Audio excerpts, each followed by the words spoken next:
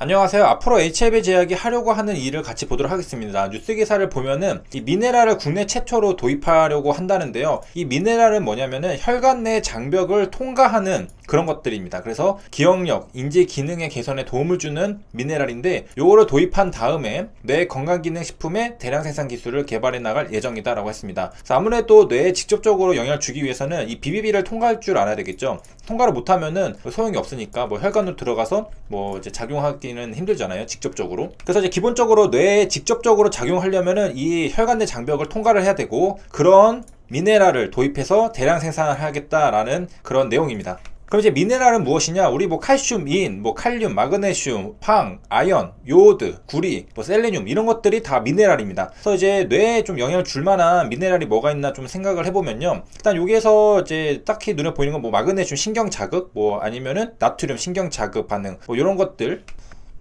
뭐 구체적으로 이제 치매랑 직접적으로 이제 관련이 있는 것들을 보니까 칼슘, 마그네슘, 아연, 셀레늄이 있다고 합니다. 그래서 칼슘, 마그네슘은 중추신경계를 안정화시키고, 아연은 이제 뇌질환 연관이 있다, 결핍이 될 경우에, 그 다음에 셀레늄은 항산화 작용으로 뇌조직 손상을 예방한다고 합니다. 그래서 HLB 제약이 뭐 요런 미네랄 중에 뭐 하나를 집어가지고 이제 개발을 하려는지는 이제 알 수는 없으나 뭐 연관이 조금 있을 수는 있겠죠. 그래서 뉴스 기사 밑에 내려가도요, 이제 요 시장, 치매 시장에 대해서 얘기를 하고 있습니다. 그래서 이쪽에 이제 관련된 것을 하려고 하는 거고, 미네랄이라는 것을 우리가 이제 먹잖아요. 그래서 흡수가 되는데, 요거는 이제 우리 몸속에 어떻게 있느냐, 그 유기물이든 무기물이든 일시적으로 이온화 되어 있다가 이제 필요한 상태의 유기물로 재결합돼서 이제 필요한 부분에 효소 역할을 하던가 흡수가 되는 그런 게 이제 미네랄입니다. 유기물이든 무기물이든 이제 동식물이 섭취할 수 있는 것은 유기 미네랄이라고 하고요. 그 다음에 사람이나 동물이 흡수할 수 없는 것을 무기 미네랄이라고 합니다. 그래서 유기 미네랄, 무기 미네랄이 있고요. 미네랄은 이제 구체적으로 뭘 말하냐, 이제 생명체를 구성하는 원소가 뭐 탄소, 수소, 산소 이런 게 있잖아요. 요 세 가지 제외한 나머지를 미네랄이라고 합니다. 그래서 우리가 앞에 봤듯이 칼슘, 칼륨, 인, 마그네슘, 철 이런 것들이 무기 염류입니다. 그러면 우리가 이제 흔히 비타민, 미네랄, 이게 뭐가 같은 건가 아니면은 좀 다른가 이제 생각할 수가 있는데, 좀 다릅니다. 그래서 비타민 같은 경우에는 1911년에 이 폴란드 화학자가 명명했답니다. 그래서 바이탈이랑 아민의 합성어가 비타민입니다. 그래서 뜻이 생명에 필요한 질소 화합물이 이제 아민인데요.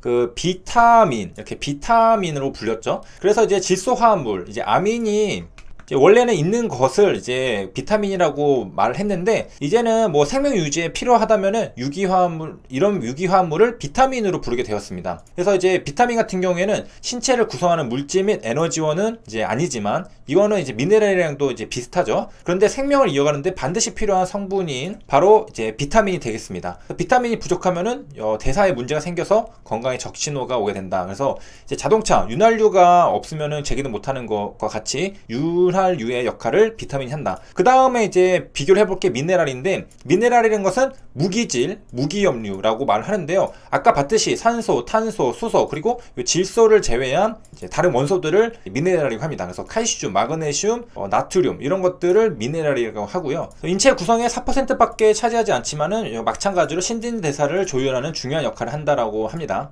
그 다음에 우리 뇌에 또 영향을 주는 게 이제 철이 헤모글로빈 생성 과정, 그리고 두뇌 지적 능력 유지에 중요한 기능을 한다고 하니까 요것도 그 하나의 가능성 있는 미네랄로 이제 생각할 수가 있겠습니다. 그래서 정확히 뭘로 하는지는 여기 나와 있진 않아요. 그 다음에 저번 시간에 알도오스, 포도당, 갈락토스, 케토스의 과당, 이것을 이어서 보도록 하겠습니다. 여기 보면은 이제 탈수 반응을 이제 볼 수가 있는데요. 요게 지금 포도당에 OH가 있잖아요. 요 OH. 요게 이렇게 있고, 요것도 이렇게 똑같은 포도당입니다. 요 두 개가 탈수 반응이라는 것은 이제 물이 빠져나간다라는 뜻이거든요. 그래서 요게 H2O가 빠져나가면서, 그러면은 이제 OH가 빠졌으니까 O 하나 남죠. 요게 요렇게 연결됩니다. 그러면은 포도당이 합쳐져 가지고 엿당이 되는 건데, 요런 것을 이제 글리코시드 결합이라고 합니다. 우리가 이제 글루코스 하면은 포도당이잖아요. 그래서 글리코라는 앞에 말을 써서 글리코시드 결합이라고 하고요. 요거는 이제 여기 있는 1번 탄소랑 여기에 있는 이제 4번 탄소, 요거를 이제 연결을 하는 거고요. 이렇게 하면은 이게 하나의 이제 단당류였는데 두 개가 됐으니까 이당류가 되는 겁니다. 그래서 엿당, 그 밑에 있는 설탕도 이제 이당류가 되고요.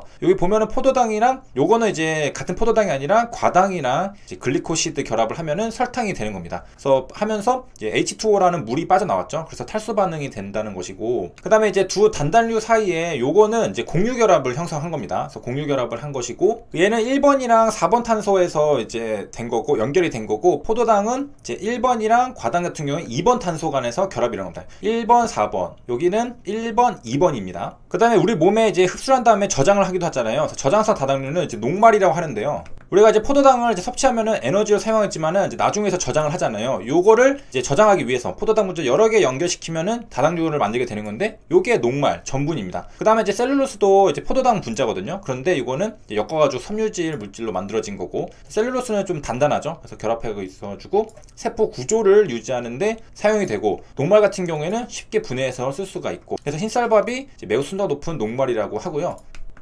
우리가 이제 포도당 분자 여러 개 연결시켜서 다당류를 만든 게 녹말이라 했잖아요. 근데 이걸 다시 이제 우리가 먹어서 분해를 하면은 이제 포도당 분자가 되는 겁니다.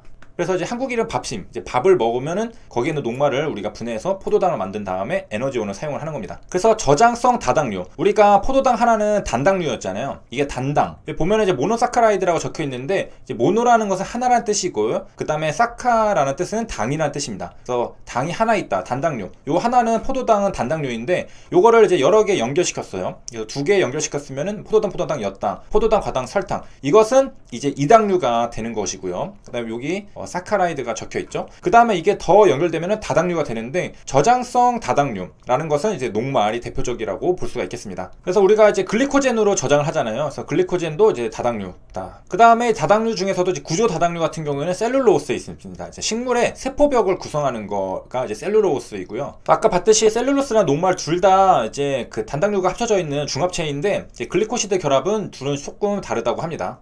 그 다음에 이제 포도당도 종류가 알파 포도당, 베타 포도당 있는데, 이게 하이드록식이잖아요. OH. 요게 이제 아래로 향하고 있으면은 알파 포도당이라 하고요. 요게 위로 향하고 있으면은 베타 포도당이라 했습니다. 요거 이제 1번 탄소인데요. 이제 녹말 같은 경우에는 이 알파 포도당이라고 하고요. 셀룰로스 같은 경우는 이 베타 포도당이라고 합니다. 그래서 알파 포도당은 이게 OH가 밑으로 가 있잖아요. 그래서 다 OH가 밑으로 가 있는 요게 녹말이고요. 그 다음에 셀룰로스 같은 경우에는 이제 OH가 이렇게 뒤집어서 왔다 갔다 이렇게 결합이 되어 있습니다. 그래서 사람은 이제 녹말 같은 경우에는 이제 분해할 수가 있거든요. 효소가 있어서. 그런데 이 셀룰로스 같은 경우에는 분해할 수 있는 효소가 없다고 합니다. 사람도 없고 대부분 동물들이 이제 없다고 합니다. 그렇기 때문에 그냥 셀룰로스는 소화기를 지나서 대변으로 나온다. 그래서 식물의 이제 세포벽을 구성하는 게 셀룰로스죠. 그래서 이제 식물 같은 거 먹으면은 이제 뭐 이런 셀룰로스들이 소화관벽을 건드려서 이제 부드럽게 나올 수 있는 점액 분비를 자극한다.